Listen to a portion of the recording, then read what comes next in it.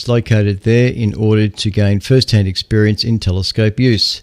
And these instruments include a 508mm equatorial reflector and a small number of reflectors. Members are also encouraged to make use of the Society's country property located near Heathcote, some 90-minute drive north of Melbourne. There are a range of instruments available for members to use, the larger two with appropriate training, and these range from 300mm to 1000mm in aperture. Also included on the site is a 8-metre or 8.5 stress 8.5 metre radio steerable telescope, which provides members and can provide members with access with involvement with the radio astronomy section.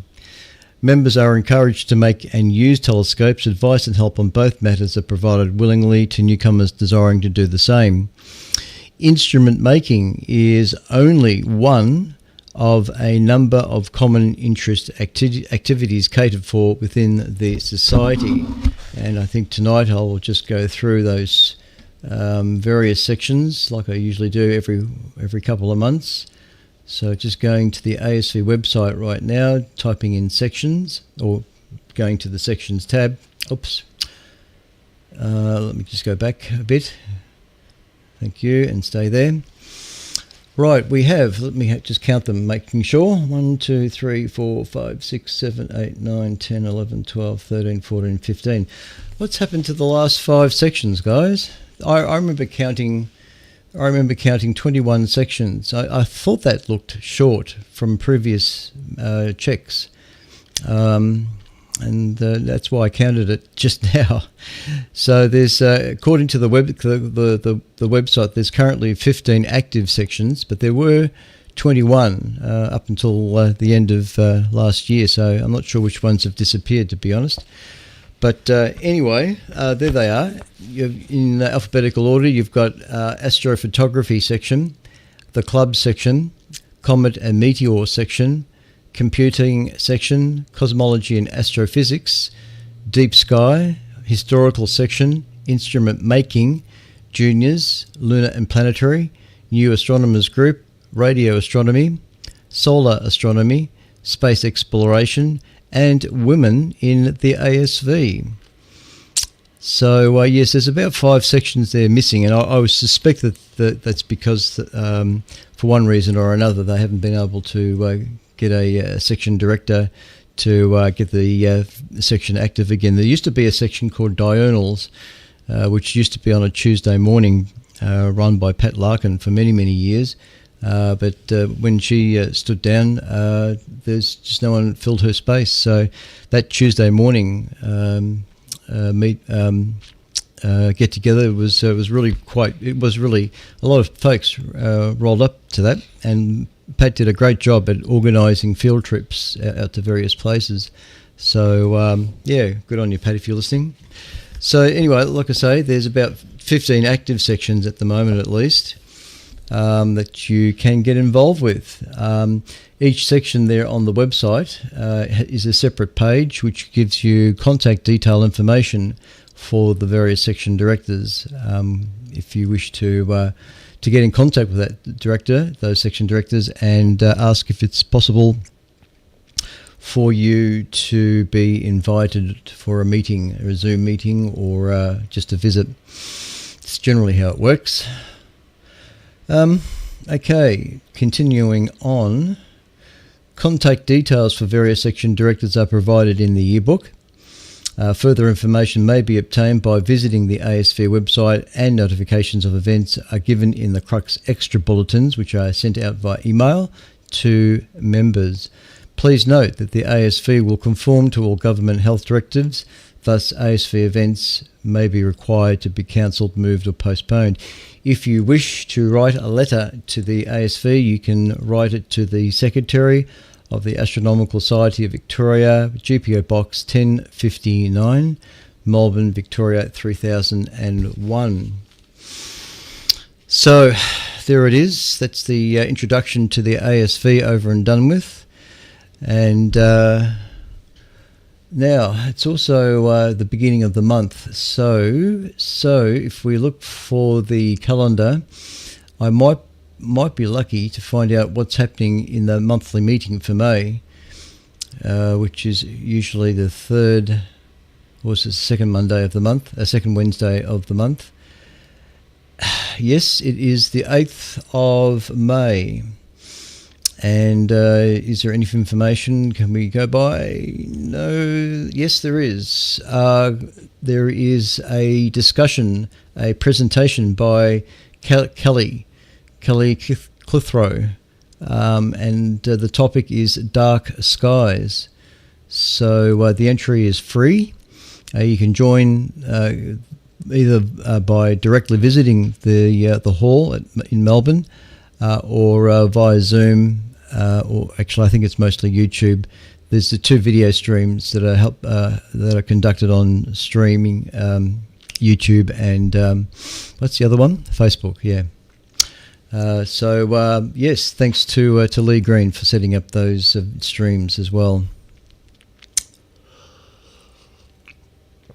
Oh, where was I? Yes, so that's the 8th of May between 8 and 10. Presentation by Kelly Clitheroe, and his topic will be Dark Skies. So look out for that one. Having said that, let's move on to Sky Notes for May, courtesy of Dr. Tanya Hill, the resident astronomer at the planetarium in Melbourne. And let me see where we are. If there are a few, yes, oh my goodness me, there's a few images. I just haven't got time to put across, to copy them. I just didn't get here in time to do all this. Anyway, Tanya Hill starts off by talking about incoming events. All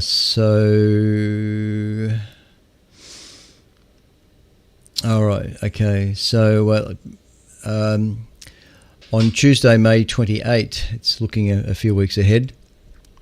Actually, it's all mixed up how this is looking. I'll start off with that one. Oh, my nose is playing up. Melbourne Museum on 9th of May, there's Nocturnal Stars Align. Explore cosmic alignments and unexpected possibilities at the Melbourne Museum after hours. That's 9th of May, Thursday. Then at the end of the month there, 28th of May, on a Tuesday, this is a special event. Design Beyond Earth, a future on the moon. The Melbourne Planetarium is hosting Designed Beyond this design week to transverse the intersection of space exploration and design innovation with an expert panel discussion and planetarium show. So it's the 28th of May, Tuesday. Then looking towards July, there's something called Southern Sky Astrophotography 2023 David Malan Awards. This is an exhibition. Must be at Science Works. An exhibition up until 18th of July, I should stress, which is showcasing how at Science Works the best and the most breathtaking night sky images of the last 2 years.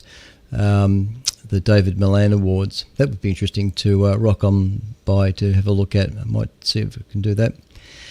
Then the planetarium, the next session is Saturday at 4:30 p.m. So if you're not doing anything tomorrow, you're not watching some blasted footy match, go along to the planetarium at Science Works at 4:30 p.m. for a full dome flick. A season of Saturday afternoon specials returns this month under the dome with a spellbinding cinema for the whole family. And Planetarium Friday nights, Planetarium nights they're calling it, after hours for adults on Fridays with their bar open. Enjoy a changing program of science and art house films in full dome format. That would be entertaining. I wonder what that would be all about. All right, getting on with the Sky Notes for May, nevertheless. 9th Voyager 1 resumes its mission. I know I reported this last week, but here it goes again. Last November, the 47-year-old space probe Voyager 1 stopped sending data back to Earth 24 billion kilometres away. A faulty chip was blamed, but on the 20th of April, NASA engineers succeeded in some clever long-distance software reprogramming. Now, the Intrepid probe, illustrated above, I can't show you the illustration right now, it'd take me too long to save the image and put it there, is again transmitting updates on its health status. It is hoped it can resume sending science data from a few instruments still operating. So you'll just have to take my word for it that there's a picture of Voyager here. Okay. Now, the following text obviously refers to the next lot of illustrations, so just bear with me. Its illustrious twin Voyager 2, launched in October 1977 on its grand tour, flew by Jupiter, Saturn, Uranus and Neptune on its way out of the solar system. Voyager 1, launched 1 month earlier, passed by Jupiter and Saturn before taking a different path up and out of the plane of the solar system.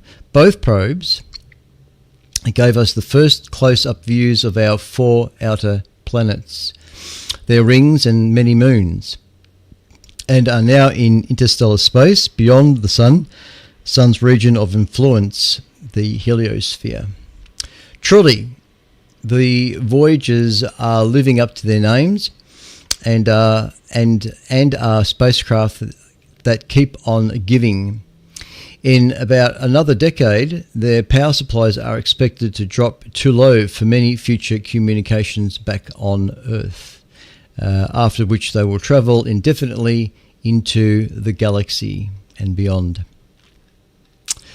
And both spacecraft carry with them on their journey a golden record, the Sounds of Earth, which feature in the movie Starman that was directed by John Carpenter. I just thought I'd mention that because I know there's someone who's listening out there that's just watched Starman. Now, all right, sunrise and set times for those interested in when the sun's going to rise and when the sun's going to set.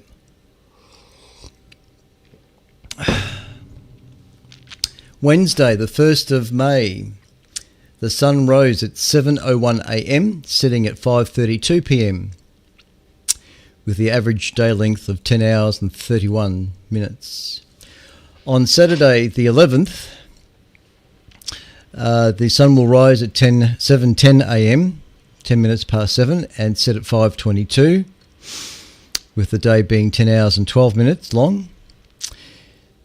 Tuesday, the 21st of May, the sun will rise at 7:18 a.m, setting at 5:14, with the day length being 9 hours 56 minutes. And by the end of the month, Thursday the 31st of May, the sun will rise at 7:25, so our mornings are getting darker again. 7:25 a.m, and that's for those that start at 7 o'clock like I do. 7:25 a.m. and setting at 5:09 p.m. Yes, with the day length at 9 hours and 43 minutes. So there it is. Moon phases. There is a third quarter on the 1st, been and gone.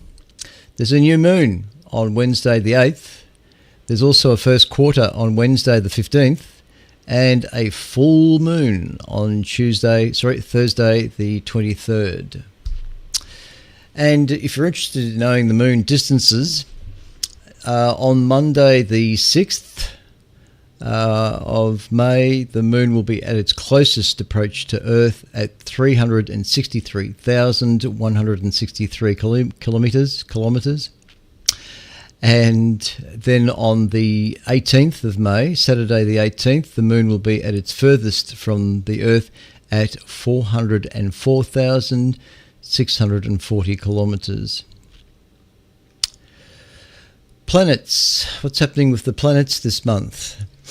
The planets are wanderers moving along their orbits, and we can notice them shift their positions against the fixed background of distant stars. Inner planets orbit the Sun faster, with shorter years than outer planets, which are slower and having longer years. The nightly change of position of the inner planets like Mars and Venus are more obvious than the outer planets such as Jupiter and Saturn. Mercury is nearing its greatest elongation, or its highest position in our skies, and it is visible from 5 a.m. early in the month, rising a little later, reaching a slightly lower position during the month before being lost in dawn light. Venus is about to move beyond the Sun and is not visible for this month. Once it completes its passage around the Sun, it will return in August in the west after the sunset as the evening star. Mars has returned from its brief trip behind the Sun and is visible again from 3:30 a.m. as it rises in the northeast. Jupiter has been nearing the Sun from our perspective and not visible. It is about to pass behind the Sun for its solar conjunction. It will reappear in June in the east around 5:30 a.m. Saturn is back from its solar conjunction behind the Sun and rises from 2 a.m. early in the month, and then a little earlier each month until from 1 a.m. at month's end. Meteors. The Eta Aquarids. The Eta Aquarids meteor shower begins on the 3rd, peaking on the 6th. Which means this weekend is good for it. The shower is linked to Comet Halley, and rates can reach 55 meteors per hour. They are sand or rice grain size, very fast at 64 kilometres a second, usually yellow with persistent trains, and enter the atmosphere at 100 kilometres above the surface. They appear in the constellation Aquarius, hence the Aquarids, and the radiant, which is the radiant. So if you look for the constellation of Aquarius, that's where the concentration of the shower is, and or point from which they appear to originate. Rises at 2:30 a.m., moving high to the northeast by dawn. So for you radio amateurs out there that like doing meteor scatter on 6, 2 and 70, this is the weekend to have a bit of a go at that. Stars and constellations. I'm going to try and avoid any Latin words, so if I see anything that's Latin, I'm just going to skip over it. Okay, stars and constellations in the west. If we turn our chair to the west, or our astrodome, scope dome, the brightest star in the night sky is Sirius, is high in the west and forms the principal star in Canis Major, the Greater Dog, a companion to Orion the Hunter, who lies below much closer to the western horizon and appears almost upside down from our southern hemisphere view. Marking one of his shoulders is Betelgeuse, a very obvious red giant star, and diagonally across Orion to the upper left is Rigel, a blue supergiant star that makes a contrast. That's it. The three bright stars that form an almost vertical line in the centre of Orion are his belt, and with his belt is also the base of the Saucepan asterism. His scabbard or sword that angles up from his belt forms the saucepan's handle.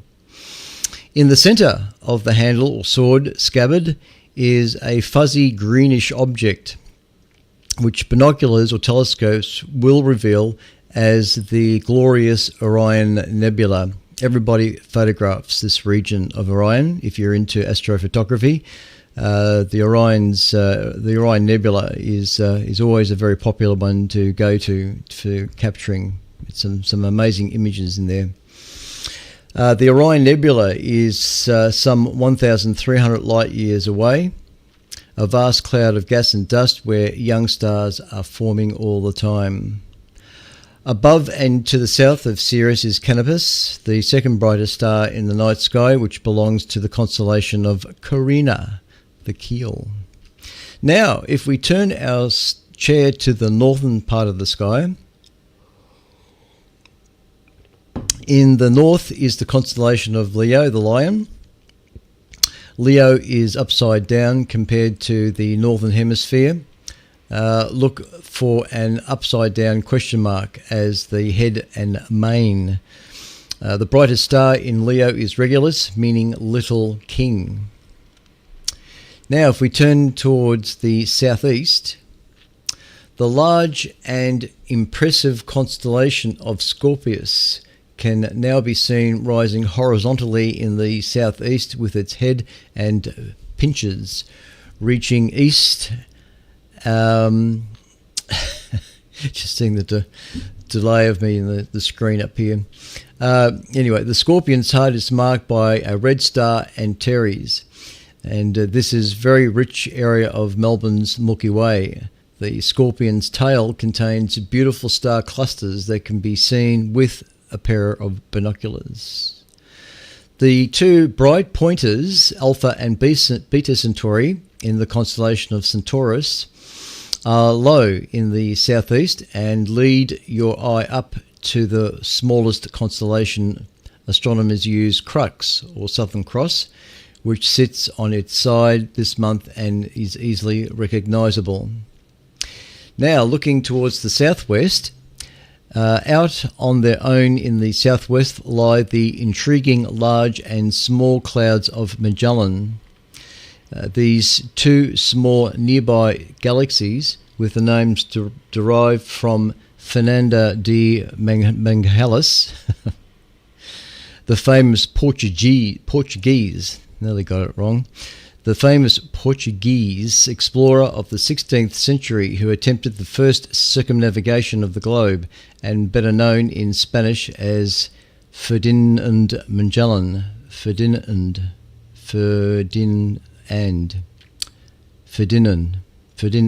Magellan, never mind. There it is. You have to believe me on that one. Now, the International Space Station. Now, I actually saw the International Space Station go over, not last night, but the night before, I think. Last night. No, it was in fact last night. I was actually out looking for our comet. There is a comet in the skies at the moment, and if you look, you can't really see it by eye. That's what I'm going to say. And even a decent pair of binoculars won't exactly show it. You might see the nucleus of the comet as a brighter part of the comet, but its tail will be lost in city light, haze. It's best to be seen away from the city in good viewing conditions. That's just how faint it is.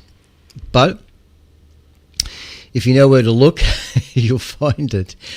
But if you look at the moment, around about 7 o'clock, it's in the skies, in the western sky at around 7 o'clock at the moment. And if you can recognise Orion, the constellation of Orion, just mentioned a moment ago, it's a few degrees below the constellation of Orion. Around about 7 o'clock in the evening when the sun's gone down, it'll be about 10 degrees above the horizon. Of course, that's changing every night to some degree, but pardon the pun.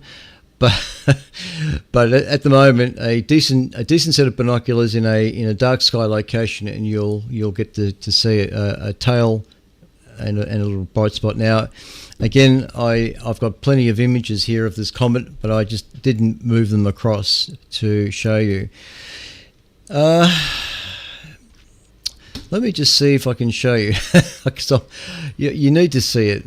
there's one image here, and I'll just see if I can copy this very quickly for you.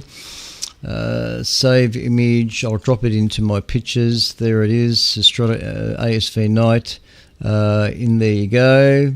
So all I've got to do now is go to vMix, go to my add input, go to image, browse, pictures, and ASV night broadcast, and it's just there. There it is. And OK it and bring it across, and there it is. A lot of mouse clicks just for that. But for those watching my YouTube channel and to the ATV repeater, Stephen, if you're listening, that is VK3SBX. I know I've been meaning to get back to you. I haven't forgotten you about the reply on being able to receive the repeater. My apologies for not getting back to you quick enough. I'm very tardy on that. Is it the right word? I think so. Anyway, the view at the moment on YouTube, at least, that's the comet. That's P12. That's called P12 Brooks. What's the name for it? Something Brooks. And let me just go back to the article where I got it from. Pons Brooks, that's it. Comet 12P Pons Brooks, which is the name of the people who found it. And this image here you're seeing on the screen was taken by Michael Matazu. Photographed the comet on April 30 from Swan Hill in Victoria, Australia. The comet's tail is incredibly active, he says. Most of the ripples and curls and streams captured so beautifully in Michael's photo are caused by the buffering of solar wind. Not only that, the comet's tail is pointing directly away from the sun, another sign that Eddington's outflow really exists. Eventually, Eddington's idea started to catch on among other researchers, although it was a slow process with widespread acceptance taking almost 50 years. American astronomer or American astrophysicist Eugene Parker coined the term solar wind around 1957. In January 1958, the Soviet spacecraft Luna 1 directly observed the solar wind and measured its strength for the first time. This month, amateur astronomers in the Southern Hemisphere can behold the effects of solar wind with their own eyes. Comet 12P Pons Brooks is merging from an April close encounter with the Sun, and its wind-sculpted tail is beautiful sight through backyard telescopes. So yes, with a decent telescope, that's pretty much how you're going to see it. Well, at least this is taken by a digital camera, which has got been set for proper exposures and probably multiple exposures just to get that image there that you're seeing on the screen. But I went out to look for that last night. I stood on my would-be deck for where my dome is going to be mounted eventually one day soon. And I stood there for about 40 minutes on the deck watching the stars move across ever so slowly. But in all my attempts to be able to locate the comet, I couldn't, not with a pair of 12 by 50 binoculars and not with the amount of haze that was in the sky on the horizon. But having said that, I probably counted about 12 satellites. Yes, I could actually see the satellites very, very easily. And one of those was the International Space Station that flew virtually directly overhead, coming in from the southwest to the northeast. So did see a lot, but not so much the comet. So there it is. There it is. There it is. All right, let's go back to camera 2. Was it camera 3? I can't remember. All right, this is VK3 Echo Kilo Hotel, the official station of the Astronomical Society of Victoria. And if I do this, I'm hoping this won't be too loud. I haven't really confirmed my levels yet, but let's see how this goes. Where are we? You're tuned to VK3EKH, the official station of the Astronomical Society of Victoria, with the regular Friday night broadcast coming to you from the studios of VK3CSJ in Narre Warren South. All right, let's do this again. You're tuned to VK3EKH, the official station of the Astronomical Society of Victoria, with the regular Friday night broadcast coming to you from the studios of VK3CSJ in Narre Warren South. All right, thanks, Rolf. I just thought I'd run that. Okay. Oh, dear. All right, now, next, going to finish off the science notes over here. All right, now, International Space Station. Yes, the International Space Station orbits every 90 minutes at an average distance of 400 kilometres, appearing like a bright star moving slowly across the night sky. Here are some of the brightest morning and evening passes expected this month over Melbourne. On the evening of the 2nd of May, actually this is it. This is the one that I saw, actually. Just checking the timing here. On Thursday, 2nd May, last night, there's a passing at 6:54 to 6:58 coming in from the southwest to the east-southeast, and that's exactly the one that I saw. Then there's another passing this Sunday, the 5th, starting at 6:02 p.m. to 6:08 p.m. coming in from the southwest to the northeast. And then on the morning of the 17th, Friday the 17th, there's a passing at 6:19 a.m. to 6:26 a.m. coming in from the northwest to the southeast. And then on Sunday the 19th, there's a passing at 6:16 a.m. to 6:21 a.m. west to southwest. And if you go to heavensabove.com, you can get a whole lot of other predictions in between those times as well. Heavensabove.com is a great little site. It shows you where this comet is, by the way, P12 Pond-Brooks. If you click on the tab for comets. So yes. All right. Now, on this day, there's a bunch of dates here. And I'm really trying to fill up this hour. On this day, let me just see where I am with the camera first. I might think about changing the view. Where are you? Where's my webcam? Is it that one there? Or is it this one? No, where's my USB camera? Oh, I've lost it. Oh, it's interesting. I thought, oh no, there it is. Okay. All right, so back to Sky Notes. On this day, on the 1st of May 1958, Van Allen radiation belts were discovered, concentrations of electrically charged particles surrounding the Earth influenced by its magnetic field. Also on the 1st of May 1930, Pluto's name is confirmed by the Lowell Observatory after a suggestion by a British 11-year-old Venetia Burney. Also on the 1st of May 1910, birth of astrophysicist J. Allen Hynek, who investigated reports of unidentified flying objects for the US Air Force under the Project Blue Book title. Yes, and there was a good series on SBS about that.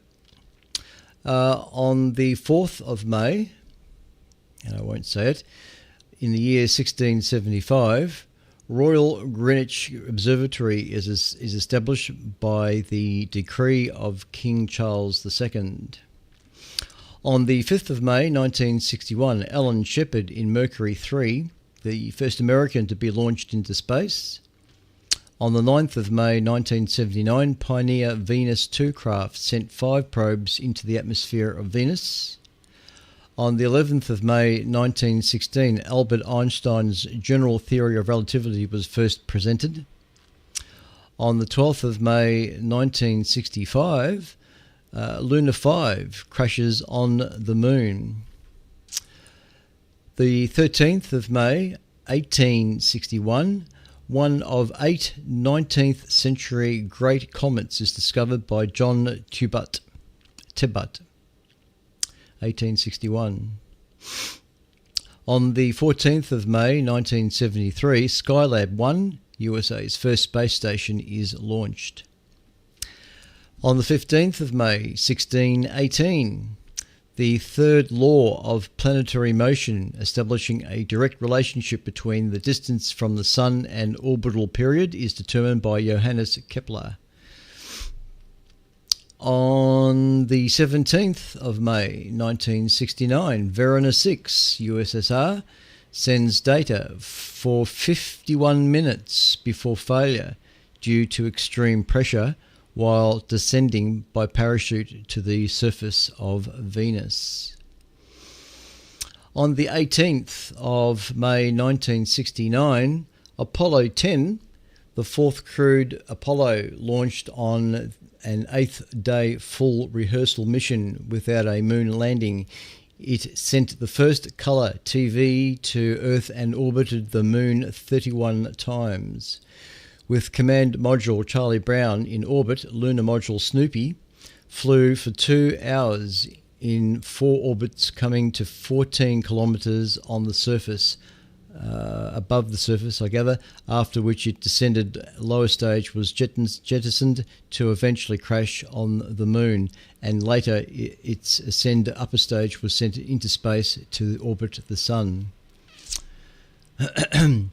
On the 18th of May 2005, Pluto's moons Nix and Hydra are seen by Hubble telescope before New Horizons' later discovery of 2 more, Styx, S-T-Y-X, and Herberos. Styx, I think it's Styx, maybe, S-T-Y-X. How do you pronounce S-T-Y-X?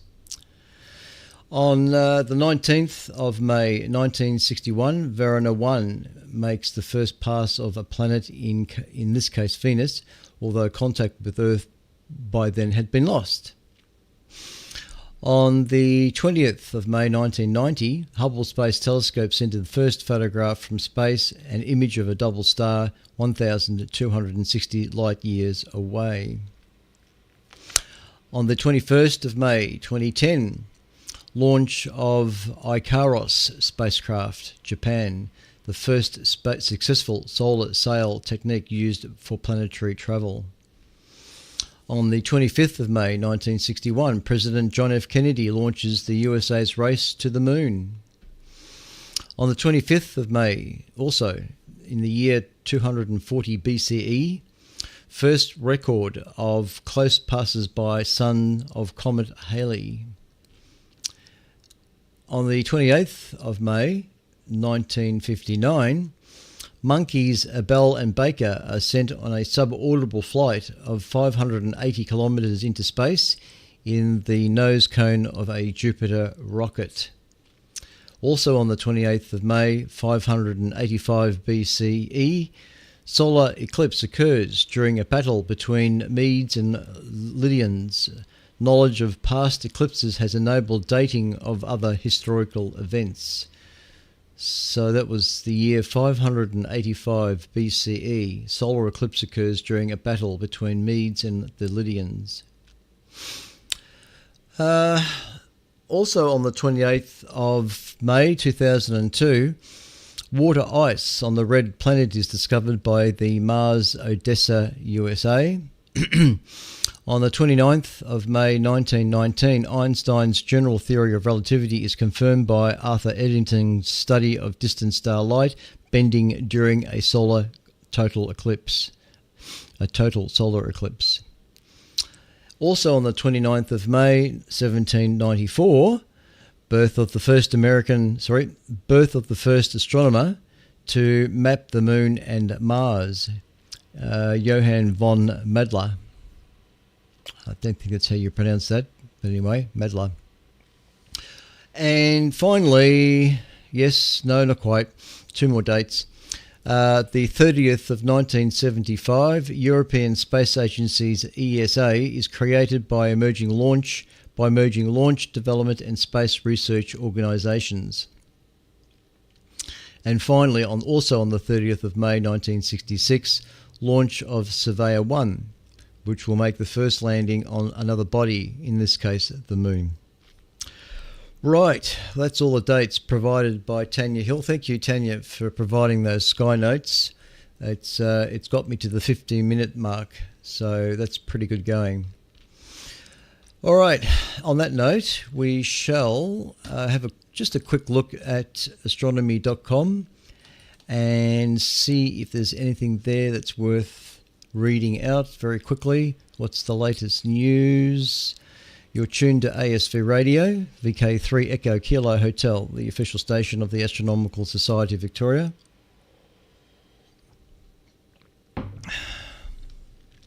There's lots of stuff here, really. The Boeing Starliner launches soon with a crew, and its success would be a big deal. How do you find a black hole? An astronomer explains the thrilling hunt. That could be interesting. And the science behind the spiders on Mars and the Inca city. They're just some of the articles on astronomy.com. Let me go to space.com. Let's see what space.com's got that might interest you. The universe.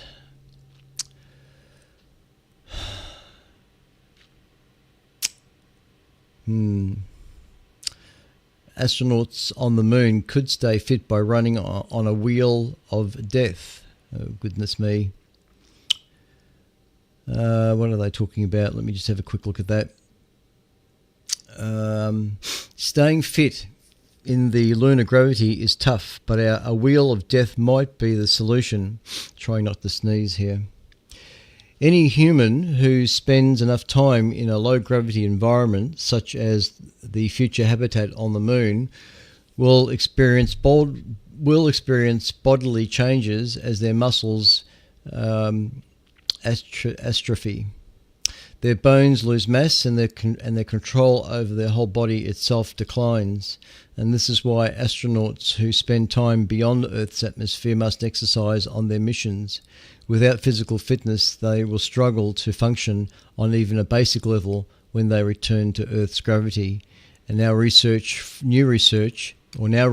from University of Milan have devised a new form of exercise to keep future moon dwellers and bodies in shape, and it involves running along the inside of a wheel of death. What are they calling it wheel of death for? A wheel of death, as seen in circuses and theme parks on Earth, typically consists of a large ring laid on its side. A helpless participant must speed along the inside of the wheel quickly enough to avoid falling victim to the gravity and thus falling off the wheel. Yes, I think I get it. Oh, yes, now I get it. Wheel of death. Yes, they're the things that you throw up in. It's pretty nasty stuff. In Earth's gravity, it's immensely difficult for human feet to achieve this feat impossible. So I'll just read that sentence again. In Earth's gravity, it's immensely difficult for human feet to achieve this feat impossible. That's what it says. In fact, anyone who braves the wheel needs some sort of motorized transport, typically a motorcycle. But on the moon, with 1/6 of Earth's gravity, it should be possible for a human to run along the inside of a wheel. In fact, doing so could be a way to simulate running on a flat surface in much higher gravities. Milan's researchers want to test whether this was possible. They rented a wheel of death measuring 9.4 meters across and made 2 human participants run along its inside, supporting them from bungee cords from above to simulate lunar gravity conditions. Both participants could ascend the wheel, run along its inside, and safely descend back to the ground after only 5 to 8 attempts. When the researchers measured the runners' speeds, stride lengths and force from their feet striking the ground, they determined that the runners were experiencing conditions not unlike running on Earth. With these results, the authors believe that a few laps around a wheel on the moon per day could be just what the doctor ordered to prevent bodily degeneration. There you go. That was nice and quick and sweet. Oh, now another thing that I was going to show you tonight. For those that are on Facebook, there is a Facebook page. It's to do with Tasmanian, looking at the Aurora australis from Tasmania, and it's a dedicated Facebook page for those who are looking out for the Aurora from Tasmania. And sure enough, there has been in just the last few days some amazing aurora happening.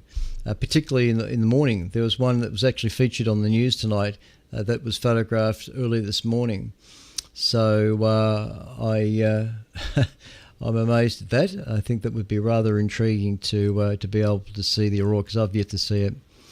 But yes, if you're on Facebook, there is a dedicated page for that. Oh, don't you love cold coffee? Okay. Now let's see. What's next? Spaceweather.com I'm going to go across to.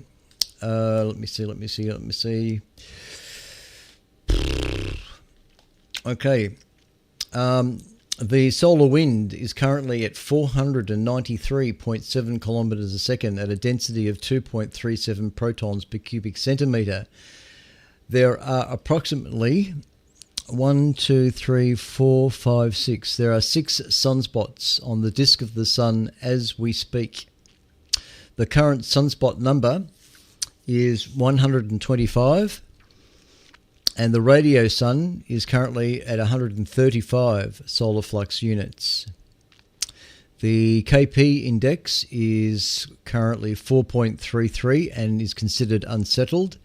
The 24-hour max KP index figure is 6.67, which is a storm. It's the first time I've actually seen the planetary K index actually being quite significant.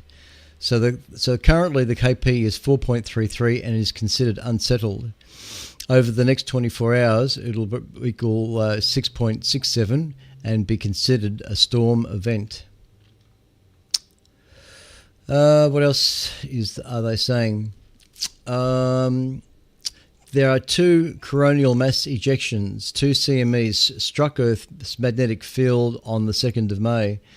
Individually, the impacts were minor, but together they sparked a strong G3 class geomagnetic storm with auroras, and that's clearly what we saw down south, as far south as Washington in the USA.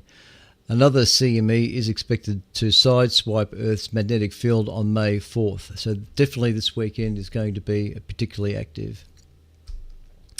All right, they talk about the comet, which I did before. And there's not much else there. So as of the 3rd of May, which is my birthday, happy birthday, Clint, at 64 years of age, there were 2,349 potentially hazardous asteroids.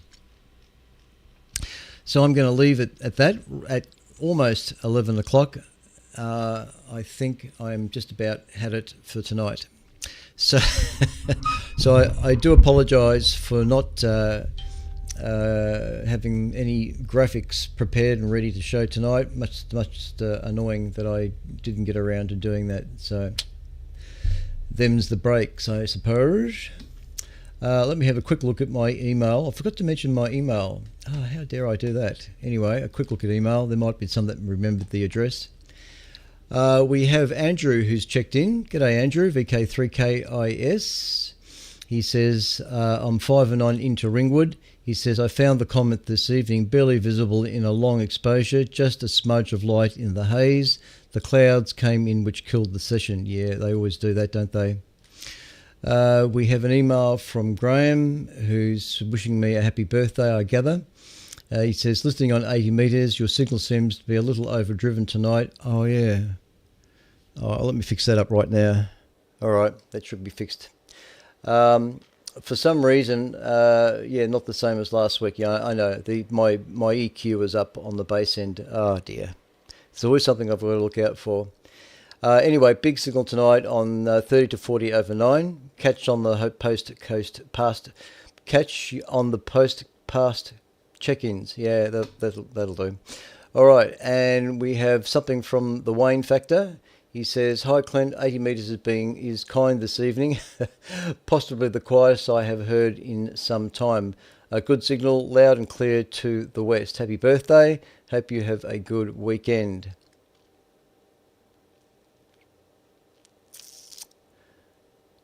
Right. Okay. Thanks, Wayne. Excellent. Oh. All right. And I'll have to catch up with those articles next week. All right. And I think that's all I can see there on the email. And let me see now on the Discord. Why are we doing that? New audio device detected. I don't know why that's there, but I'll just put don't switch at the moment. Got it. All right. Discord. So we have David, VK3KDM, our resident Mount Burnett Observatory astronomer. Steve is there. He's provided a picture of Voyager. Thanks, Steve. G'day, Kim, VK5 FUSE from South Australia. Mitch, VK3ZT, reporting a good signal into Daleston.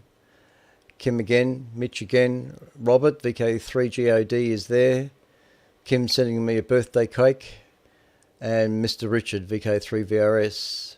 And I think that's about it for Discord. So there it is. All right. That's all those acknowledgements done. Okay, so on that note, we shall go over to the radio. And actually what I'll do... where's my camera? I can actually zoom in on the radio from this perspective, although my head's in the way there, so that may not work. All right, yep, that radio here is what I'm going to use. All right, sorry, bear with me, chaps. Okay, this is VK3EKH listening on 3541 for any stations wishing to check in. VK3 Golf Lima. VK3SPX. VK3 BKO. VK3 Golf Oscar Delta. VK3 Bravo Sugar Fox. Okay, all nicely ordered. VK3GL, VK3SPX, VK3BKO, VK3GOD and VK3BSF. Any other stations? VK1 WRK. Good signal, VK1WRK. Okay. Thank you very much, Lee. To the top of the list, g'day Graham, VK3GL, VK3EKH. VK3EKH, VK3GL. And firstly, I can actually say it to you. Happy birthday, Clint, and many happy returns. 64 is just another year closer to retirement. Just thought I'd mention that. Anyway, Ripper signal here on 80 metres has been consistently 30 to 40 over 9 tonight, absolutely belting through. Now, you did make a mention partway through your cast tonight that you were going to miss out on saying some of those Latin words. Now, I don't think at 64 it's particularly too late to go and have some Latin lessons if you'd like to say some of those readings, some of the words that are in those readings.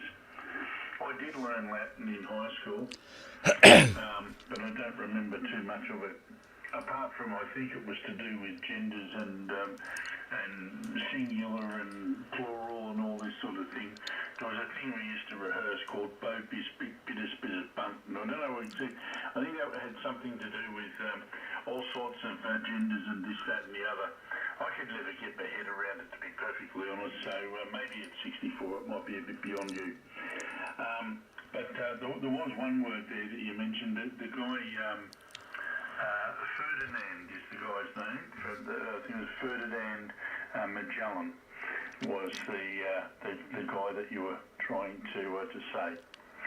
Anyway, no, all very good. There was some good articles there, Clint, that you read out tonight, and I was particularly impressed with when you did show that picture of the comet. Particularly impressed with the image that you put up on the screen. It was a pity that the system dropped out a couple of times initially, but it certainly stabilised itself as the broadcast went on, and you had quite a deal of the broadcast was uninterrupted, which was good. Anyway, I might, if I've got time, to have a bit of a chat with you after the check-ins, but otherwise might catch up with you maybe over the weekend at some point. Thanks again for the broadcast. Good signal, as I said, and good job. I'm glad you celebrated too with a couple of wines before the cast tonight. Oh, I meant to mention too, you got a lovely floral cup or something there too, Clint. Oh, there we go. A lovely floral cup that you've been sucking on or having your cup of coffee. I wonder whether that was a birthday present to yourself or not. VK3EKH, VK3GL, over. Yeah, thanks, Graham. VK3GL, VK3EKH returning. No. So that's, I'm not actually sure where that cup came from, but it's just a little bit bigger than the average cup, so it holds probably 1% more coffee than usual. But that 1% is usually always cold, so it's, oh dear. But anyway, yeah, thanks, Grave, for tuning in tonight. And look, all I did tonight was just read out the Sky Notes, Tamitha's Sky Notes. So, not Tamitha, Tanya Hill's Sky Notes. So I just dragged that out as much as, well, I didn't drag it out, I just read the whole lot. So there it is. But yes, I had to show the comment, and I was, there's several images of the aurora seen in Tasmania, and it is just beautiful. Some of the images are beautiful, so I'll try and show you guys next week what you're missing out on, and what I'm missing out on too, because I haven't seen it yet either. All right, who's next? I'm not sure if I'm going to hang around after tonight, because I got to, all this week, I believe you me, Graham, all this week has been 3 o'clock nights, and last night was no exception. So I am really seedy at the moment, and yeah, so I don't know. I just don't know whether I'll be hanging around. Very soon, my speech centres will begin to shut down. I'm sure of it. Steve, VK3SPX. Good evening, mate. VK3EKH.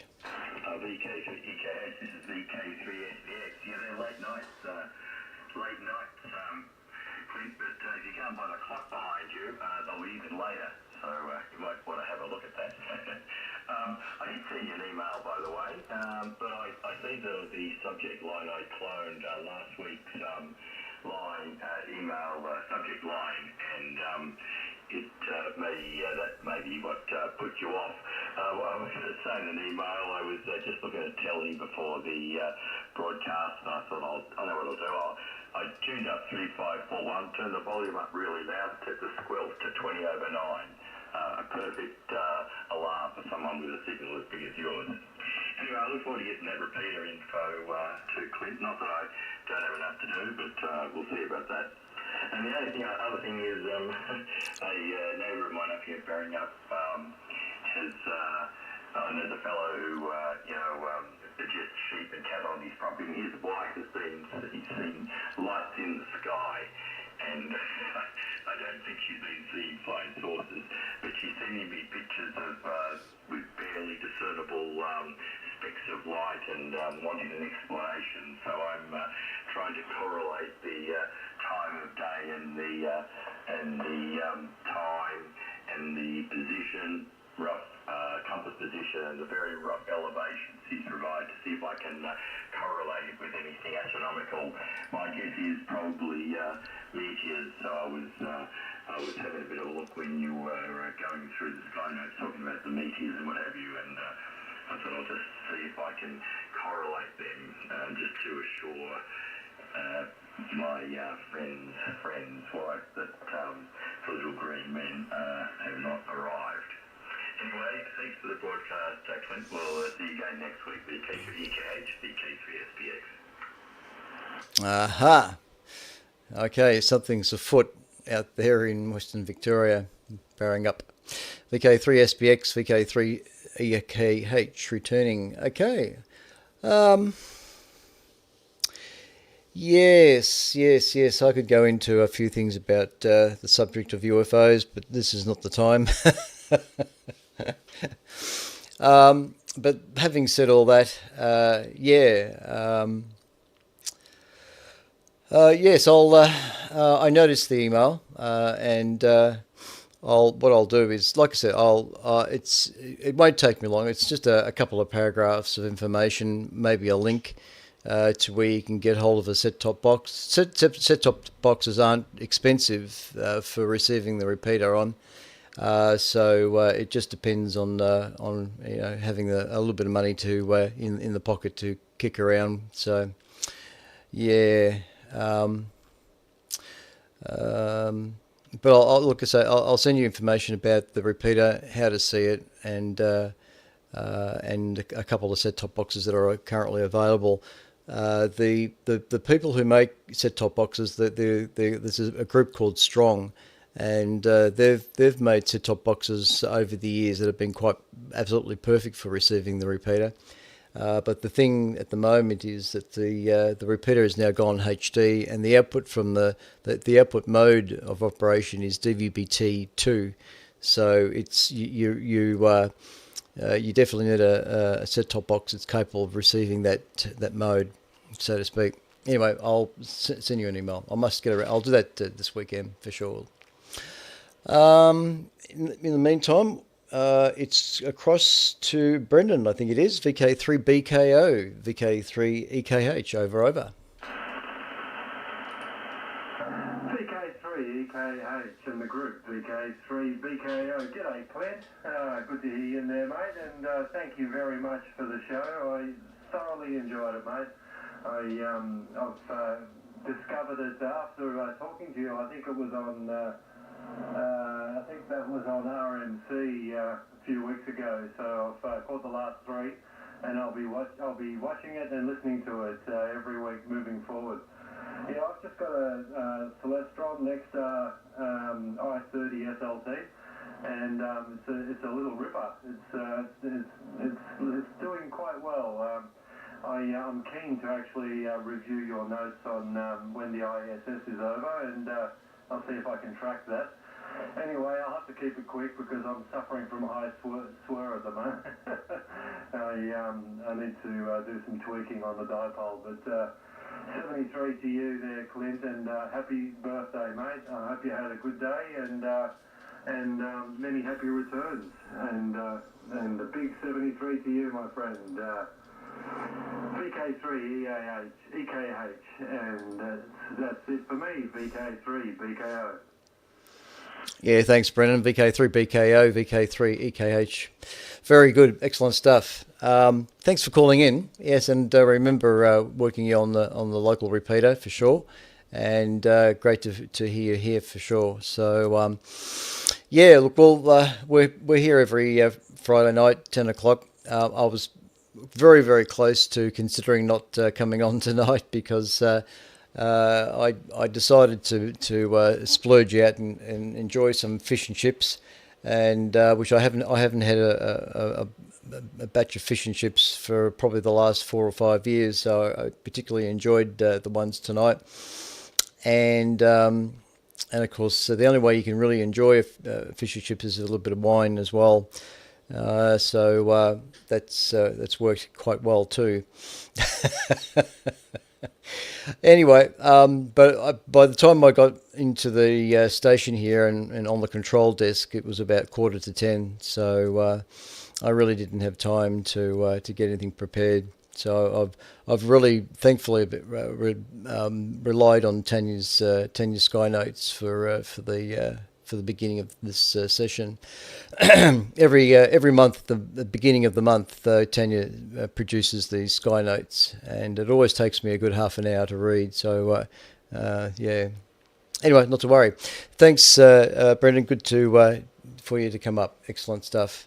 Now it's Robert, VK3GOD, VK3EKH. VK3EKH, VK3GOD. I can hear you fading there, Clint, so I'll keep it short. You were 5/9 plus 30 to 40, more plus 40 towards the end, and good signal into Malden. Hope you have had a happy birthday and wish you a happy birthday, and 64 is just a number. Okay, take care. VK3EKH, VK3GOD. Yep, no worries, Robert. VK3GOD, VK3EKH returning. Yes, I realise that.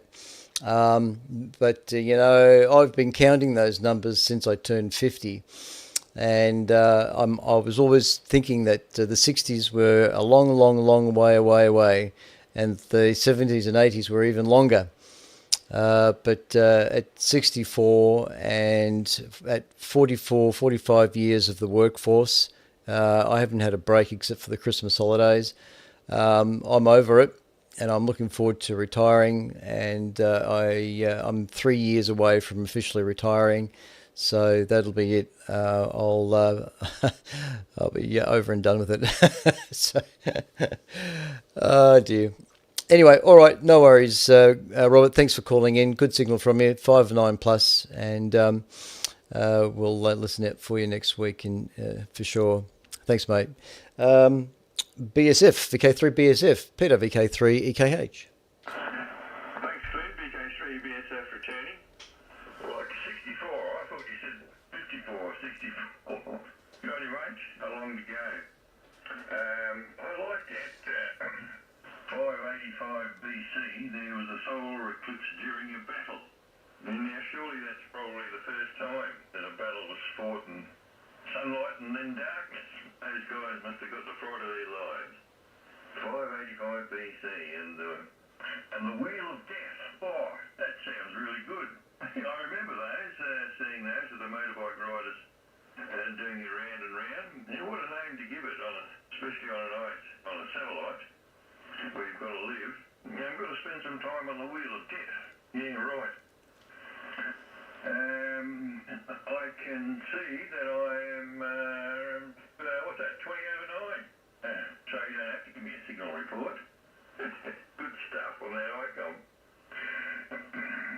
And coronal mass ejections have been playing havoc with 40 metres, and it's completely shut down for the last 2 days. Can't hear anybody. The local nets are all gone, just can't hear anyone. I tune in and I can only hear sort of one voice, and that's it. And we're expecting another one on May the 4th. May the 4th be with you, too, Clint, for your birthday. 64, eh? Well, what's the song, how's it go? Yeah, I think your broadcast on YouTube is probably a bit unique. I don't think I don't think the Sunday broadcast on YouTube, so yours is very unique, certainly in this region. Well done for that. Put it back to you, thanks again, VK3EKH, VK3 BSF. Well, I would like to think that it is. There we go. I don't think anybody else is doing anything like this, although there are probably some podcasts that are out there. But this is coming from the ham radio point of view. So, of course, I've got to keep things in order and can't use any bad language. So, but yeah. This has been going since 1988. I always keep saying that as a reminder, 1988. And I've been doing it for probably the last 12, actually I think it's 13, 14 years now. And when Russell Ward was doing this VK3DRW, he went for 20 years. So I've got to try and match that, if not more than that. So I'll be doing this up until I retire, and that'll give me plenty of time during the week to prepare for this a little bit better than a few hours on a Friday night. So that'll be good. Yes, I've got a camera on the front of the radio. That's generally what I like to try and do. When I had the shack upstairs, I had the USB camera, which was where are we here? What's happened to my USB camera? I keep losing my USB camera. There it is. So that's the USB camera, and I usually, because that's a floating camera that just sits on top of the monitor. So I usually use that to as a roving camera. But I've now got my third camera working, which is this guy. And I've just zoomed in on the radio there. So, yes, all very good. Okay, thanks, Peter. Thanks for the report. And what else? You said something else too that was worth commenting on. I can't remember now. But anyway, I like to think this is unique. All right. Now, we're across to our VK1 fellow. I don't think you've called in before. I might be wrong. VK1WRK, I think it was. This is VK3EKH. VK3EKH, VK1WRK, Wayne this end. Well done there, Clint. I have watched your YouTube channel on numerous occasions. In the old days, I used to use an SDR so I could listen to you on HF. I've tried to reach you on YouTube just to put a call out sort of thing. This is probably the first time I've actually had a decent radio that had a good signal, and I've got you 5-9 plus coming into Canberra here at the moment. Over. Okay, thanks, Wayne. Yeah, well, look, you're. I'll need to check. Actually, I was looking at the S meter on the radio here. I've got the camera zoomed up on the radio, and I think you were about 9 as well, just peaking around S9 to a little bit more than that. So yeah, you're coming through quite well. The readability is very good, very clear indeed. So 5-9 plus is about the best report I think I can give you. But look, thanks for listening to us there on the SDR and all those times in the past. Appreciate that. I know there's a few people that view the YouTube stream over the following week. There always seems to be about 20 or so viewers. I don't ask for big numbers. I'm not out for YouTube's special million subscriber thing that you hang in the background there in full view. That's not of any interest to me. I'm only running the YouTube stream as a supplement to the HF broadcasting, so that all the graphics and images and pictures that I like to show can be viewed one way or another on the internet through YouTube. Because if it wasn't YouTube, I'd still be using the TV repeater, VK3RTV. That's my main transmission there. YouTube is really just a supplementary thingy that I decided to do. It's only because vMix, the program that I use for all my video mixing and graphics, contains the capability of linking into to YouTube. So it works very conveniently for all that. But yeah. Thanks, Wayne.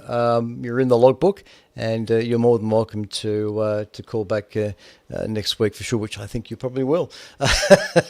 I'll just pop it back to you. VK1WRK, VK3EKH. Yeah, thank you, Clint, and happy birthday for today. I'm around the same age, so I can appreciate where you are at the moment. I was fortunate enough that I was able to retire a number of years ago. I was working for the government. So yes, very good, and it's funny, I probably work harder now than I did when I was actually in the workforce there. VK3EHR, VK1WRK. Yeah, I know what you mean.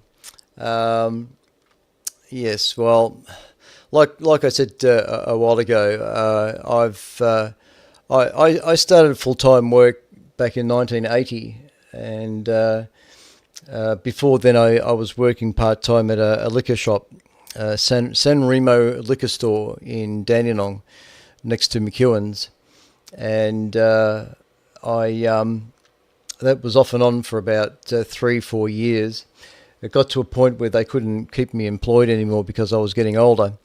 So, at that stage, I was very much involved with the beginnings of my interest in ham radio, and getting my license and all that, and basically looking for a job in electronics. And I wasn't really too sure which way to go in that respect, but the job at NEC came along. And that was it. From the early months of 1980, I've been involved with electronics manufacturing ever since, and a couple of really big companies, NEC and Fujitsu, and now I'm back at I'm actually back at where Fujitsu was in South Dandenong, but it's no longer called Fujitsu. It's now SRX Global. So, but 44 years doing the same thing. It's I'm lucky in that sense that I've managed to maintain a job for 44 years without too much of a break in between, and it's been good that I've managed to keep a job on this side of town. I haven't had to. None of the jobs that I've had have had me driving for hours on end to get to. They've all been on this side of town, so.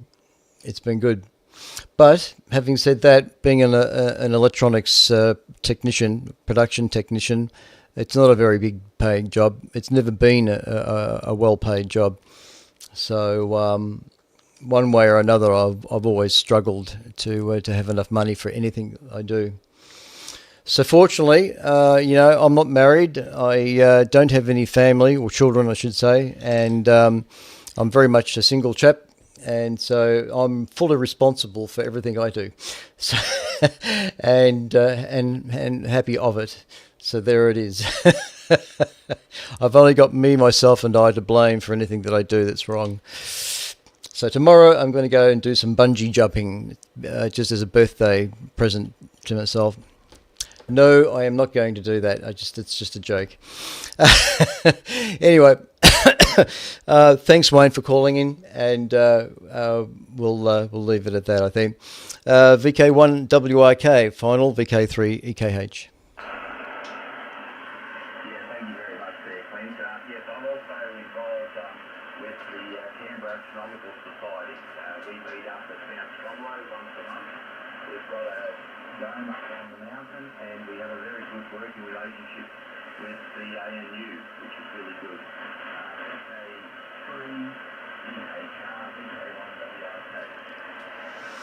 Oh, okay, Wayne. Very good. That's for actually very excellent to be involved with that.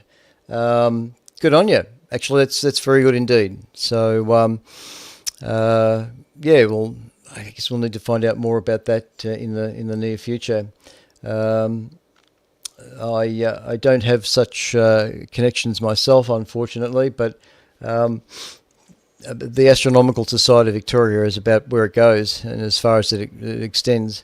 And I've been up to Parkes Radio Telescope a few times, and I've met the radio astronomers up there, and they know about what we're doing at ASV at the Dark Sky site with the 8.5 metre telescope. So that's something to talk about. Yeah, I've been up as far as Narrabri. The telescope's up there. But that's about it. But I'm trying to get my own observatory up and running now. I've got a 3 metre scope dome down the backyard, and I'm just working on a platform to build it onto. So I've just got to get that sorted out, and then the dome can be installed. And once that's done, I can set up a few telescopes, and away we go. So there's apparently a comet that's coming in later this year, in late August, October. Apparently it'll be bright enough to be visible by the naked eye, so it'll be fantastic to be able to have a telescope ready for that with a camera attached.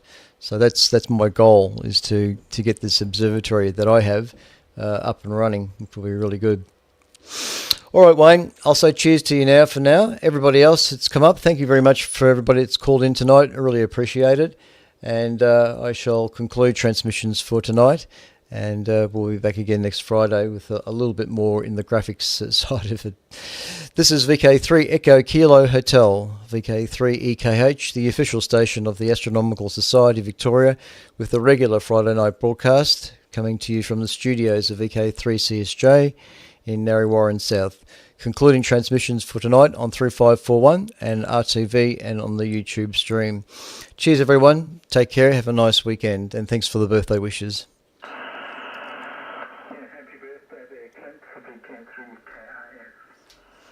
Thanks, Andrew.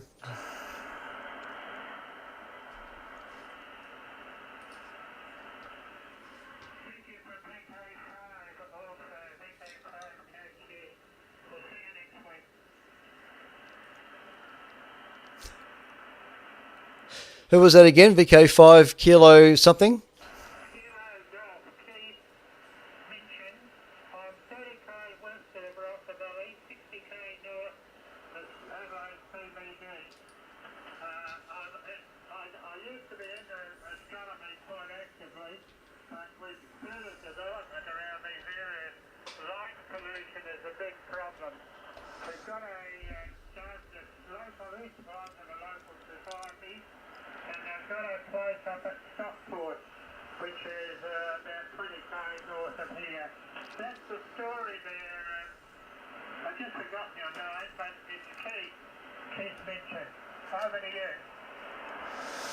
Thanks, Keith. VK5KG Kilo Golf, was it? VK5KG? Yeah, that's right. QSL.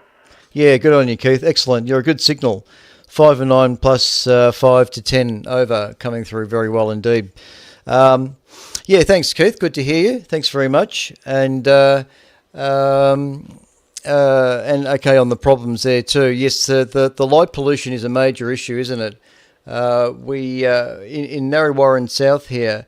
I'm around about 40 kilometres southeast of Melbourne, and we're very much in the middle of suburbia. And but fortunately, where I'm actually located, the surrounding area is not directly affected by lights.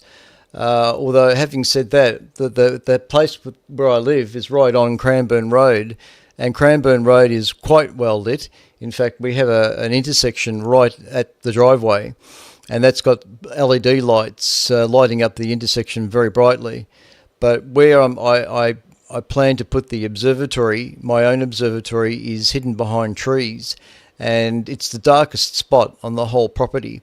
And these bank of trees that are on the eastern side of the dome can pretty much block all the light coming in from the main road. But all around me, otherwise, the north and west of me, it's quite dark.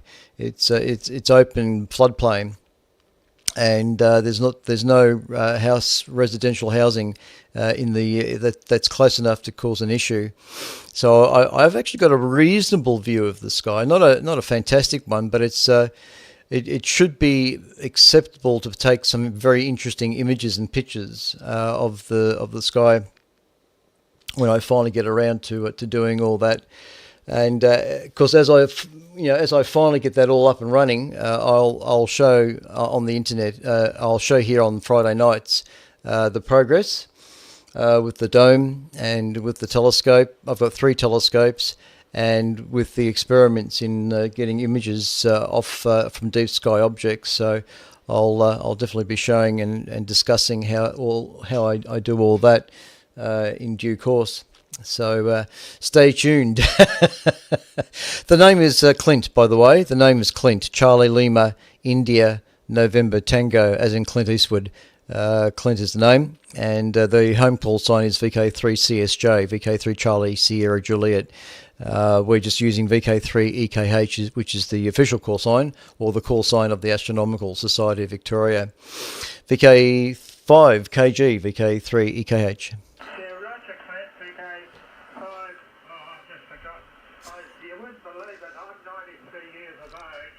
I've been a ham radio operator since 1960, and it used to be fairly a lot different to what it is now. Most cases nowadays, it's really appliance operators. There's not the technicians around like there used to be. There is this establishment over here, used to be the weapons research, and now the, I forget what they call themselves. See, my memory's not as good as it used to be there, Pete, but I still take an interest in the celestial going on. And I was lucky, we have a broadcast here every Friday night on ham radio, up on 3590, I think it is. It's the, what they call the bottle shop net.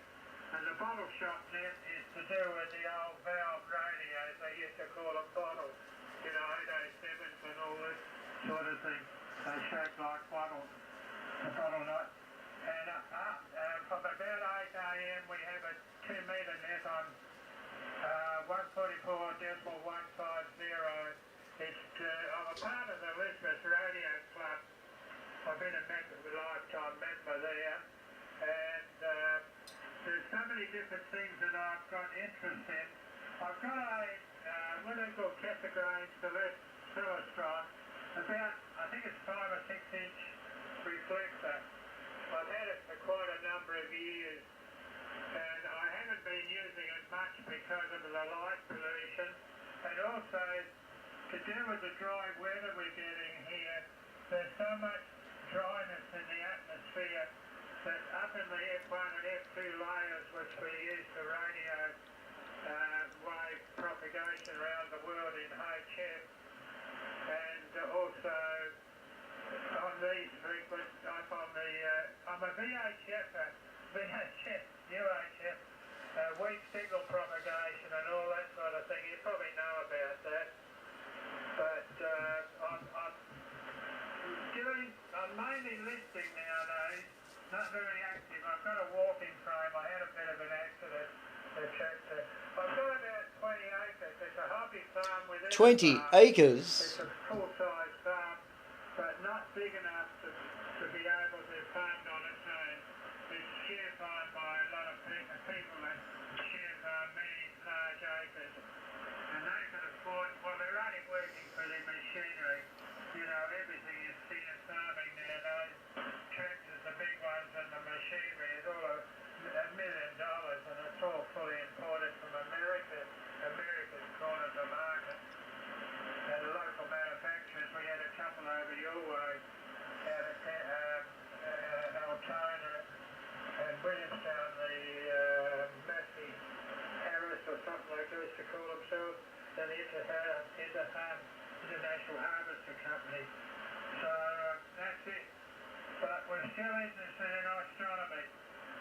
So, and I mainly listen to what other people are doing. It's quite relaxing because of my interest that I had a lot earlier, about 40 or 50 years ago, when I first started. All the best there, Clinton, I won't hold it.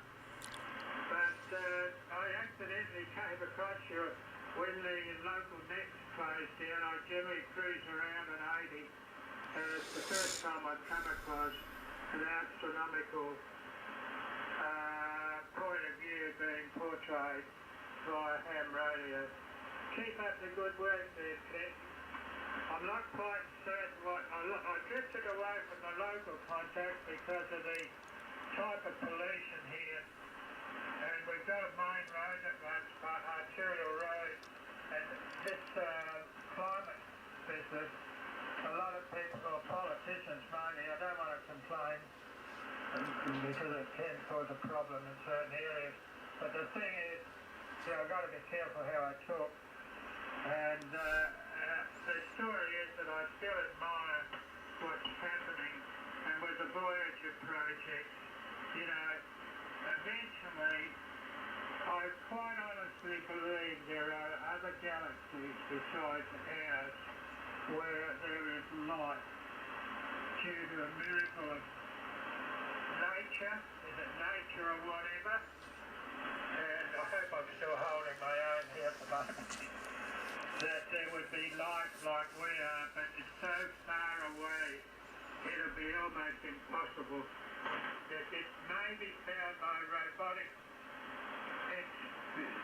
Well, a lot of the robotic stuff, the type of work they pick up, they rely on the various gaseous, whatever, which are the planets,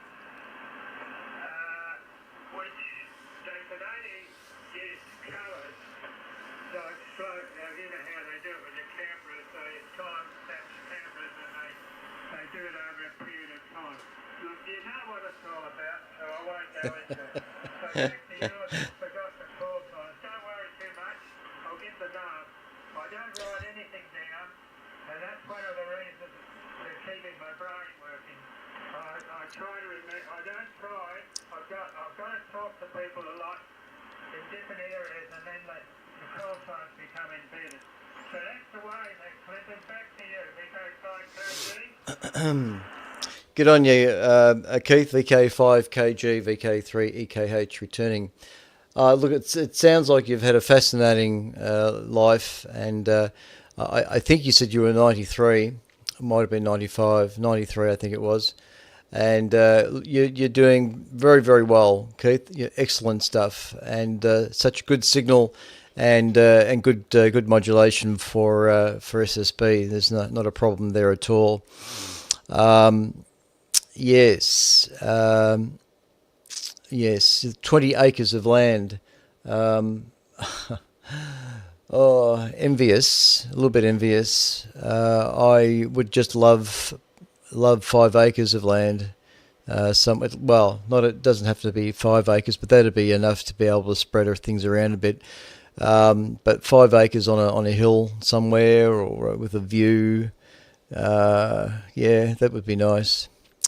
I'd just love to be able to spread out my antennas. Look, I mean, just a country plot somewhere, somewhere out of Melbourne, really. Get away from the light pollution and the RF pollution. It's the amount of noise on the band at the moment is just crazy, and even this modem that I have, it produces a level of noise across 80 meters. I'm seriously thinking about building up a little Faraday cage for this modem to sit in. Anyway, but that's another story. I have 3 telescopes. I've also got a Celestron. It's an 8-inch CPC 800, a CPC 800 XLX Celestron. And I don't know if you're aware, Keith, but with the Celestron telescopes, Celestron are now making an adapter to the front of the telescope. It's called a hyperstar.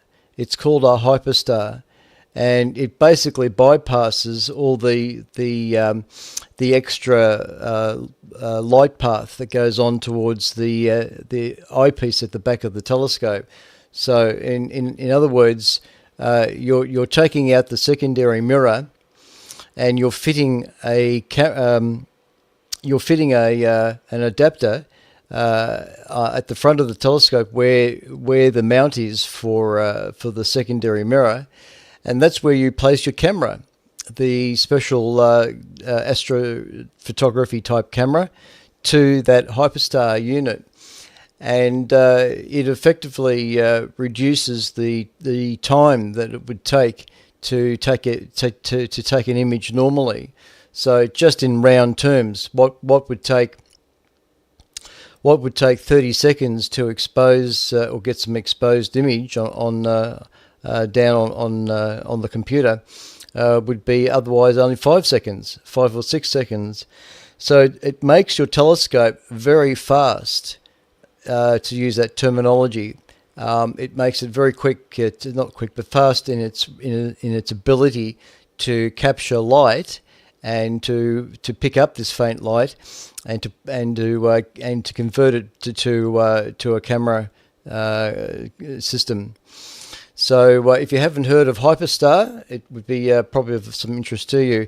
But but yeah, I've got an 8-inch Celestron telescope, CPC 800 computer controlled thingy, and a couple of Saxons, a 12-inch Saxon and a 6-inch Saxon, and this 3-meter scope dome that I have down the back. It can, of course, it can only hold one telescope at a time. But the plan is to run the Celestron in there for the first 6-12 months and get the hang of it and see, really exploit it as much as I can. And then I'll go across to the 12-inch telescope and exploit that as much as I can and compare the differences between the Celestron and a fully fledged 12-inch Newtonian telescope. So and of course the same with the 6-inch.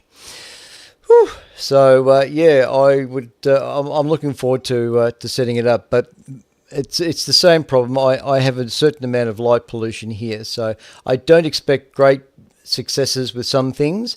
But there are techniques that you can employ with the astrophotography these days. The computer programs that are used for astrophotography are short of amazing.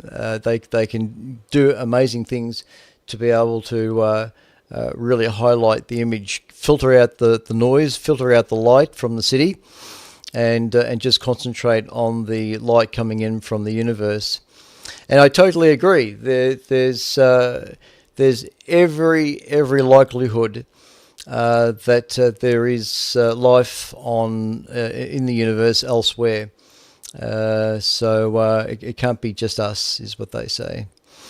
So we'll probably never discover it in our lifetime, and it will be probably many years away before there's any chance of really discovering that in its truest sense. So we just have to rely on the science fiction films like Star Trek to get us there. All right. Thanks, Keith, again. It's been great to hear you, and thanks for calling in. These broadcasts have been running since 1988. We've been here, or at least the broadcast has been running here pretty much every Friday night. And yeah, so it's hard not to miss us on a Friday night. Just check the QRZ page if you've got a computer. Go to qrz.com and type in VK3EKH, VK3 Echo Kilo Hotel, VK3EKH, and you'll get more information on the station there. Thanks, Keith. VK5KG. This is VK3EKH with VK3CSJ on the microphone.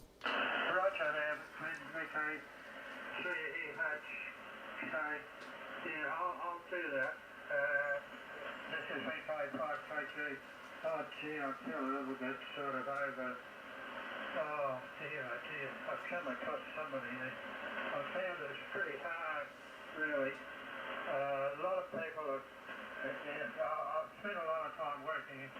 I was born and bred on a farm, 1931, and I tell you what, the properties were only about £12. Now they're about $4,000 to $5,000 an acre. Gee, it's gone through the roof. Real effect. See, a lot of people are moving out of expensive cities and coming into areas like this, and it's relatively low. The land property values have gone through the roof here. It's very astronomical. Now you'll hear me around from now on. I found something I've been looking for it's really accidental. I turned around. My sleep pattern is rather, it's not what you call a regular pattern. I've got no heart condition. That's the main problem. The main thing that's happening with me. I've got no known heart disease. A little bit of blood pressure, but that used to happen years ago when I was under a lot of pressure, you know. Work, like, you know, it's not easy on the body and all that sort of thing. Sleep patterns and that. But now I just have a regular sleep pattern from time to time and all that sort of thing. It's just long hours of the night. At different variations, I might wake up on toilet, you know, type thing. I have, so that's a part of the old blood pressure business. But, yeah, good. I've got something to look forward to, EKH, I think that's right. I'm set up in the kitchen. My wife passed away about 6 years ago. And I'm completely set up in the kitchen here in the office table there's a kitchen table also. On the kitchen table, so that's it. All right. I'm really excited about this. This is of your interest to listen. I don't see. I like contact with the local people, and I've got other things. Aviation, I used to be in general aviation, flying and all that sort of thing, but I no longer do that. That's the sort of thing that's dropped by the wayside. So that's it, Glenn. I think it's just EK3, EKH. I'll find it. It's the frequency. I got that down. And the time 3541.00. So there we are. Back to you for a final. I won't hold you any longer. It's been most interesting and people are keen about the subject. That's about the best way to put it, I think, there, Glenn. VK3, I think I might have it right, but don't worry about the call sign. I've got the frequency and the time factor. I know I'll catch up with you again. And I allow things to gradually happen with me. I'm not one of those who write things down. I leave it to the brain to work. I've got a multi-local brain, and there's so many different levels in regard to different other experiences I've had throughout my life. So there we are, getting back to you, and I'll make this a final. I'm used to working in this time of the night, as long as it's interesting. VK5, and it's been most interesting tonight. VK, it's the first I've come across to do with the Astronomical Society. So back to you, VK3, EKH, I think it is, but I'll catch with that and get it correct as time goes by. This is VK5KG. Over to the final there, Clint. All the best there. Thanks, Keith. VK5KG, VK3 Echo Kilo Hotel, VK3 EKH. What can I say to all that? Gee, okay. Yeah, no worries, Keith. Yeah, I can't really talk about my health at the moment because I think I'm in between. There's nothing particularly wrong with me, but perhaps except for the brain, the way it thinks. But I'm not looking forward to getting any older, is what I'm trying to say. Just not looking forward to getting any older. So, but the best I can do is try and walk into my 70s and 80s as healthy as I can, and try not to get out of control with a few things. Oh, excuse me. Anyway, that's it. It's we'll just have to see. Anyway, yeah. Look, the other astronomical society is the South Australian Society, Australian South. What is it? The Amateur South Australia Society. It's ASSA.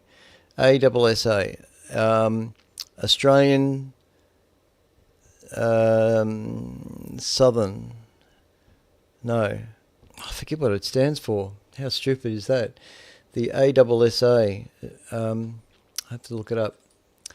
but the big society in South Australia is the ASSA, and that's not going to do it. Just typing that into the search engine. So I'll have to go with the Astronomical Society of South Australia. That's it. We got it. The Astronomical Society of South Australia. Yeah, I didn't have to type any more, but I just learnt it, remembered it.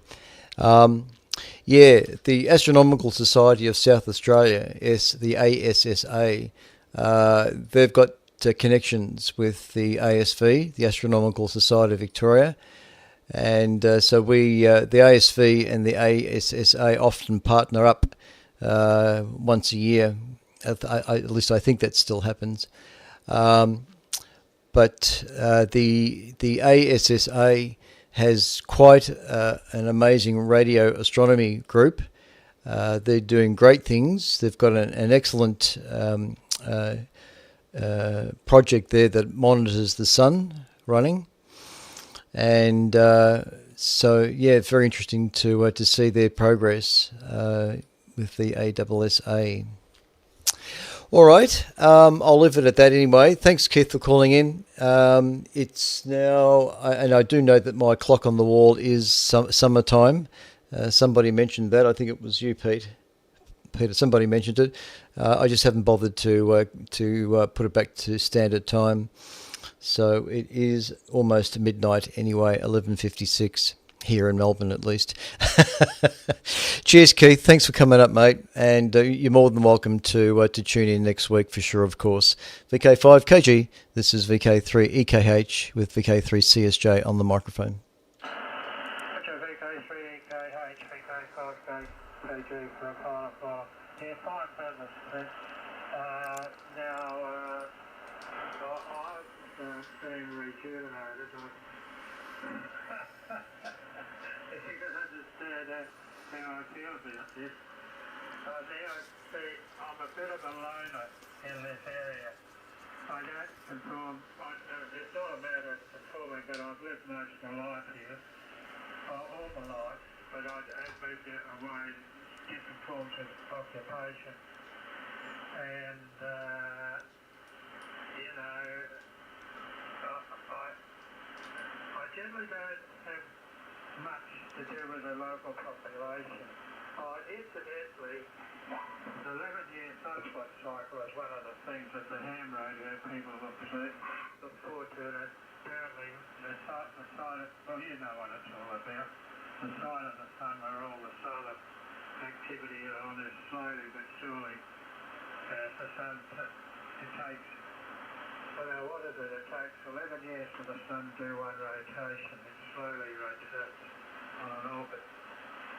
So there's a gaseous form, hydrogen fusion sort of thing. Alright, I won't hold it. You know a lot more than me, but I look up to people like you. That's the point. All the best there, Ken. All the best there. VK3EKH, VK58K going on with there. And I will be going to IT. We'll see you later, and all the best. Thank you for your repartee as far as I'm concerned. Cheers for now.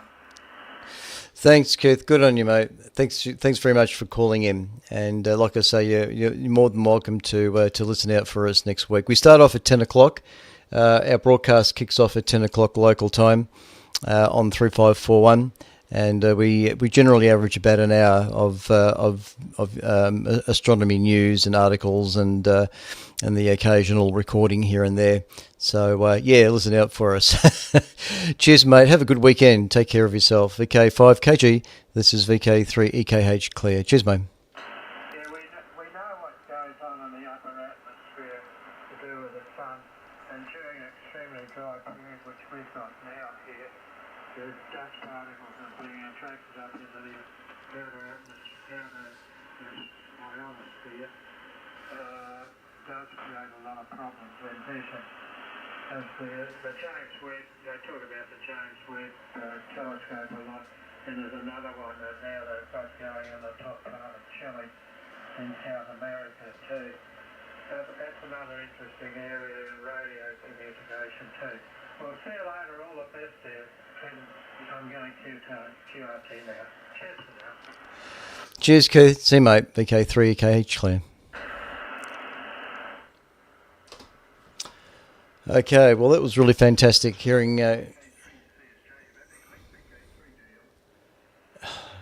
Can't get a break. Yes, Graham. No, I am absolutely spent here. I've lost all my energy in my voice, and I've got I can just feel the sensation of a headache, and I'm just wanting another cup of coffee, and then I'll hit the sack, I think. I just don't have the energy to be sitting here in front of this microphone for 1 minute longer. VK3GL, VK3 CSJ.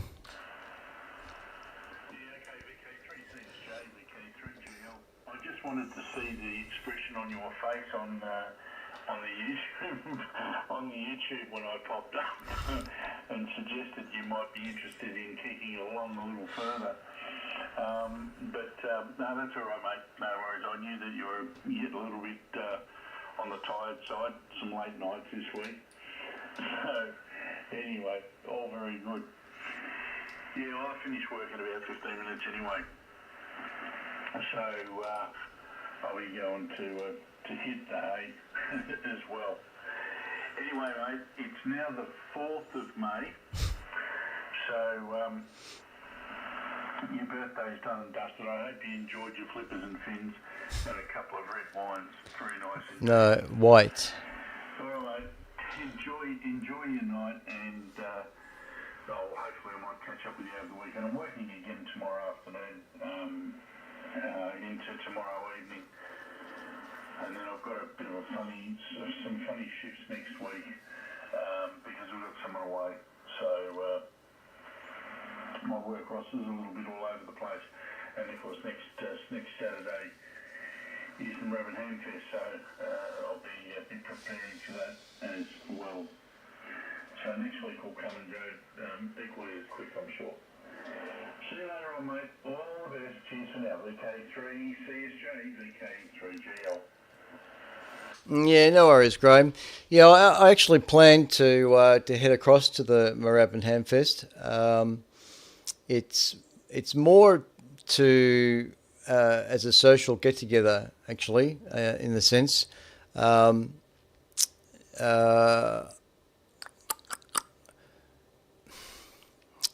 Drew 3XU is going to. He's got a book he wants to give me. Now, he said to me today, if I don't show up, he wants somebody that he can go to drop this book off. So I'm going to ask him to sort you out, because I know you'll have a table set up, and I'm going to say to Drew that if I don't rock up there, you're more than welcome to drop the book on Graham's table, and I'll go and catch up with Graham a little later on and pick up the book. But I still have intentions to rock up at the Moorabbin Hamfest anyway. I haven't been to a Hamfest for years. I haven't seen this new venue that you guys have got. So I might as well go out of my comfort zone and go tripping off to your Hamfest and see what it's all about. But yeah, I'd like to catch up with a few people that's kind of been looking out for me. So I'll be doing that. So I'll most likely see you next Saturday for sure. But I'll give it a plug next Friday night here too. Yeah, all right. I'll leave it at that, I think. Yes. VK3GL, VK3CSJ. Okay, VK3CSJ, VK3GL. By the way, too, when you changed your EQ settings, your audio, right at the end of your broadcast, your audio came back to exactly what it should be. As I indicated, it was a bit booming. Well, but that's obviously because it was It sounded perfectly fine after you made that adjustment. Okay on the Hamfest, very good. That'll be good to see you down there. You'll catch up with Cohen. You'll get to see, if you come down, you'll get to see my granddaughter, Penelope. She's coming along with Cohen, and he told me that today. You'll get to see Tori, and I think her fiance's coming along, Llewellyn, so you'll get to see them as well. Mason and Chloe probably won't come along, but you'll certainly see the other two. I've actually got to talk to Tori and make sure she's still okay come. She normally gives me a bit of a hand as well. And I don't know whether Graham Brown, BXG from John, he sometimes comes to the Hamfest, particularly if I go to Ballarat or something, he comes to the Hamfest with me and we keep each other a bit of company. And I like taking Graham along because it's a bit of company in the car, but it also provides him an opportunity for a day out, and I think he likes that for sure. And he gives me a bit of a hand at the table and that sort of thing too, which is, it's appreciated, especially when it's busy. You sort of keep a little bit of an eye out on light fingers. But I'll have 3 tables anyway, Clint. As you walk in there to the left-hand side of the stage, right at the front, I usually have 2 or 3 tables down there, but this year I'll have the 3 tables set up with all the wares. So make sure you bring some DBs along. You buy a few connectors or something if you need. All right, have a good night. And we've got about 5 minutes or so left of work. No, 8 minutes left of work. Not counting down at all. Been a bit quiet tonight. Cheers for now, mate. Have a pleasant evening. And VK3, CSJ, VK3GL in Bunyip. Okay. VK3GL Bunyip, VK3EKH. Yep, not a problem. Yeah, look, I'll look forward to catching up with everybody there. That'll be excellent. So I haven't spoken to Dennis yet about it. He might be interested in coming along because we usually share our trips to Hamfest, and we haven't done that in the last 5 years. So I'll see if Den's interested in coming along as well. But otherwise, I'll be very much heading out to catch up with a few people, pick up this book, and do a quick walk around. I don't think I'll have much money to play with by this time next week. I never do. I got paid this week, I should say, and one more week I'll be down to the bottom again. So it's one of the reasons why I don't go to Hamfest. It's just too terrible not to walk away with something. Anyway, all right, never mind. Catch you later there, Gray, and have a good weekend. It's going to be a nice weekend, actually. Weather's going south again during the week, but this weekend it's going to be blue skies. So I hope to make a bit of a start on the deck down the back, actually, but we'll see. VK3GL, VK3CSJ, and okay on the EQ side of things too. Okay, mate, no worries. Yeah, all good. Well, if you go to a Hamfest, you do have to buy something. You can always say that you did buy something, the front door ticket, and that's it. And got a free entry into the raffle. Cheers for now, VK3CSJ, VK3GL. Cheers for now. How much is entry, by the way? $8, I think. Yeah, it's all right. It's manageable. All right. Cheers, mate. Oh, well, I hope so. You get $2 change, you can buy another raffle ticket. Yeah, we'll think about it.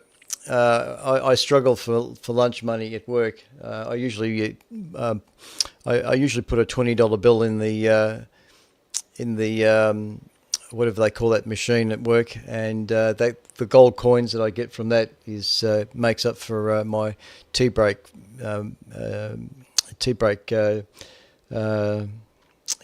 chocolate cookie that I have every morning. It's not really a chocolate cookie, but it's just something it's quite substantial with a cup of coffee. So it's important for me to have at least $20 for the following week available to me, or else I start borrowing That reminds me, but I start borrowing dollar coins from people at work. What do they call it? A vending machine? That's right, a vending machine. Yeah. Anyway, all right, I'm out of here. No worries at all. I'll catch you later on. 7-3 for now. VK3 CSJ 3GL clear. See you, Gro.